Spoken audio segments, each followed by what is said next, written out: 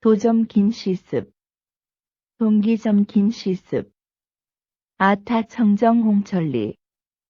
아이는 잠자리 잡고 노인은 울타리 고치는데.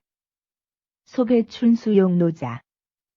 작은 개울 흐르는 봄물에 가마우지 멱을 감는다. 청산단처 기정원.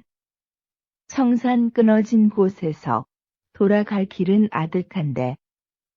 횡다모 등 일개지. 검은 등나무 덩굴 한 가지가 비스듬히 매어 있다. 감상 1-5세주 제목으로 보아 이 시는 김시습이 깊은 산속을 떠돌다가 기와나 온기를 굽는 곳에서 잠시 쉬면서 지은 작품인 것 같다. 1구를 보자. 아타청정 옹천리. 아이는 잠자리 잡고 노인은 울타리 고치는데 여기서는 세상에 살지만 세상의 생존 경쟁의 법칙에서 벗어난 사람들의 한가한 삶의 모습이 표현되었다. 온기점에서 가만히 앉아서 보노라니 아이는 잠자리를 잡고 노인은 부서진 울타리를 고치고 있다. 잠자리를 잡는 것은 현실 법칙에서 보면 무익한 일이다. 더구나 어른이 잠자리를 잡는 것을 일삼아 한다면 이는 비난받을 일이다. 그러나 아이는 그의 성장 과정으로서 놀이를 하고 있는 것이다. 그것은 아이들의 진지한 일이고 어떤 면에서 필요한 일이다.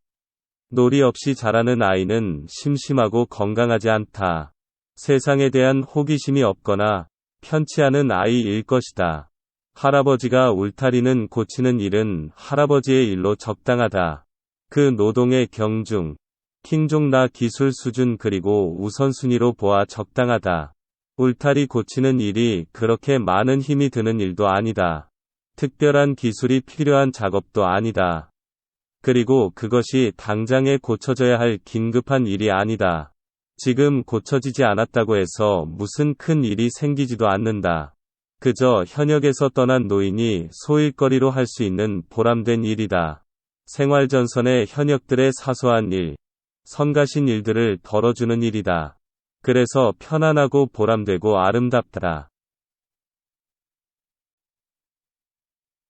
제2구를 보자. 소개춘수 용노자. 작은 개울 흐르는 봄물에 가마우지가 먹을 감는다.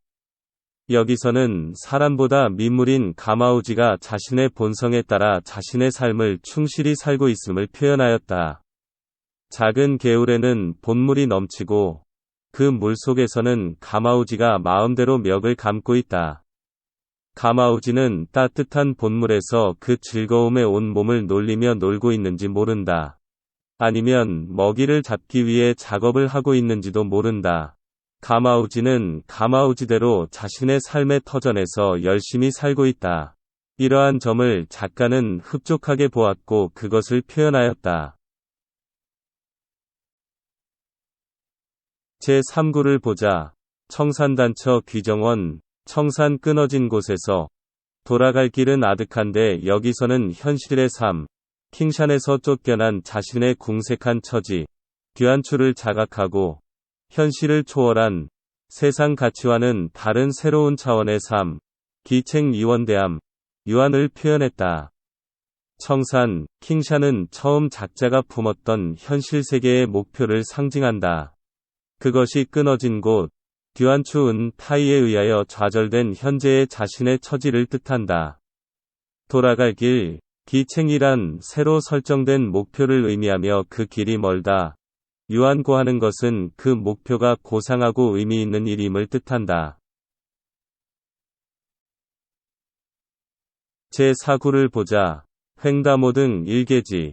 검은 등나무 덩굴 한 가지가 비스듬히 매어 있다. 여기서는 어려운 처지에서 자신의 새로운 삶이 목표를 확인하고 등나무 덩굴 한 가지를 꺾어들고 힘찬 시작을 다짐하고 있다.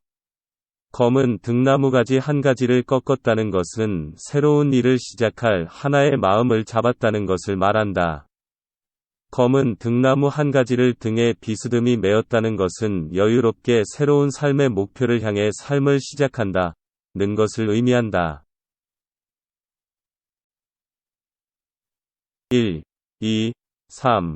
사구를 종합하면 아이들이 흥겹게 잠자리 잡는 모습과 노인들이 한가하게 울타리 고치는 모습 그리고 가마우지가 따뜻한 본물에서 멱을 감는 모습을 보았다. 현실의 삶의 경쟁에 놓여있지 않는 어린아이와 현실의 경쟁에서 벗어난 노인들도 그 나름의 삶을 진지하게 살고 있다는 것을 작가는 느꼈다. 더구나 사람보다 못한 가마우지까지 자신의 삶의 현장에서 마음껏 살고 있는 것도 느꼈다. 이러한 상황에서 작가는 자신의 현실의 처지를 떠올린다.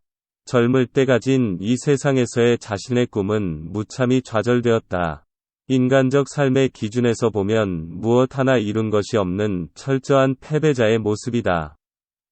그도 인간이었으므로 그러한 패배감에서 쉽게 벗어날 수 없는 갈등에 찬 피곤한 삶이다.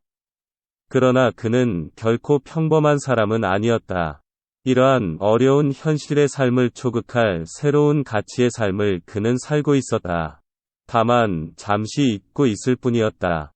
잠시 잊고 있던 자신의 새로운 삶의 목표가 아이들과 노인과 가마우지의 여유 있고 행복한 삶을 보자 생각난 것이다.